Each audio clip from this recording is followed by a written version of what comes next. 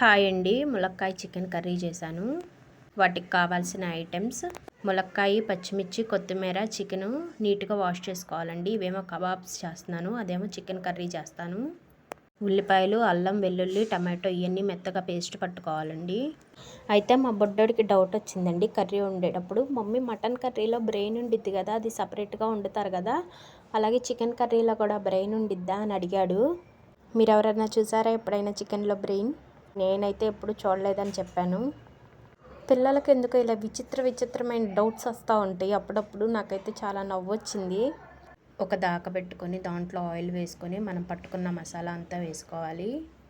చికెన్లో ఆయిల్ కొంచెం ఎక్కువే పడుతుందండి, అందుకే నేను కొంచెం ఎక్కువే వేసుకున్నాను. ఆయిల్ లేకపోతే నీచు వాసన వస్తుందండి. మసాలాలో ఉప్పు, పసుపు వేసుకొని కొంచెం ఫ్రై చేసుకోవాలి. మసాలాలో నుంచి ఆయిల్ అంతా సపరేట్ అయిపోవాలి. మా చిన్నతనంలో అయితే అమ్మ వాళ్ళు వండితేనే తినేవాళ్ళము నాన్ వెజ్ కర్రీస్. ఇప్పుడు ఏముందండి, ఆన్లైన్ ఓపెన్ చేస్తే చాలు చికెన్కి సంబంధించిన లిస్ట్ ఎంత బాగా వస్తుంది. Chicken biryani, tandoori chicken, chicken kebabs అని చాలా ఐటమ్స్ వచ్చేసినాయి అండి.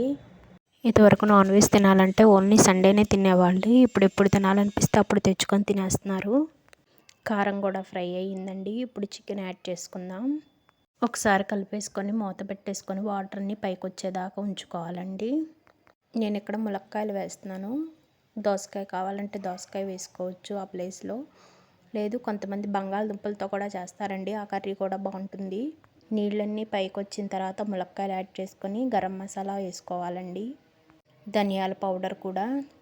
ఈ మసాలాలన్నీ వేసుకున్న తర్వాత ఒక్కసారి కలిపేసుకొని మూత పెట్టుకుందామండి. చక్కగా దగ్గరకు వస్తుంది గుజ్జు. నేను ఇది చేస్తూ ఉండగా చికెన్ కబాబులు కూడా చేసేసానండి. ఆల్రెడీ ఆ వీడియో పెట్టున్నాను, కావాలంటే నా యూట్యూబ్ ఛానల్లో చూడండి. ఇక్కడ చూస్తే గుజ్జుగా బాగా వచ్చిందండి. ములక్కాయ ముక్క అలాగే ఉంది. ఈ టైంలో వాటర్ యాడ్ చేసుకోవాలి. మీరు మీ గ్రేవీకి తగ్గినట్టు యాడ్ చేసుకోండి. నేనైతే 1 గ్లాస్ వాటర్ యాడ్ చేసుకున్నాను. ఒకసారి కలిపేసి మూత పెట్టేసుకోవాలి. ముందులే ములక్కాయలు వేసేసుకుంటే మొత్తం పీస్ అయిపోతాయండి. ఆ స్టేజ్లో వేసుకుంటాం వల్ల అలా పీస్ అవ్వకుండా నీట్గా ములక్కాయ ముక్కలు కూడా కనిపిస్తాయి. గుజ్జు కూడా బాగా పడుతుందండి. దోసకాయ అయినా అంతే అండి. నేను ములక్కాయ ఏ టైంలో వేసానో ఆ ప్లేస్లో మీరు దోసకాయ కూడా అదే టైంలో వేసుకోవాలి. అప్పుడు మనకి ముక్కలాగా కనపడుతుంది. ఇప్పుడు కొంచెం దగ్గర పడింది కదా, చిల్లీస్ వేసుకోండి. ఈ టైంలో చిల్లీస్ వేసుకోవటం వల్ల ఆ స్మెల్ డిఫరెంట్గా వస్తుందండి. కర్రీ అయిపోయింది. చూసారా ఎంత బాగుందో? చూడటాకే కాదు, టేస్ట్ కూడా చాలా బాగుంది. నేను ఇక్కడ కొత్తిమీర వేయటం మర్చిపోయానండి, తర్వాత వేసుకున్నాను. ఇదిగో చికెన్ కబాబులు కూడా చేశాను అన్నాను కదా, ఇది. కర్రీ అంతా అయిపోయేటప్పటికి వంటగది చూసారా అలా అయ్యిందో. నీట్గా క్లీన్ చేసుకుంటున్నాను.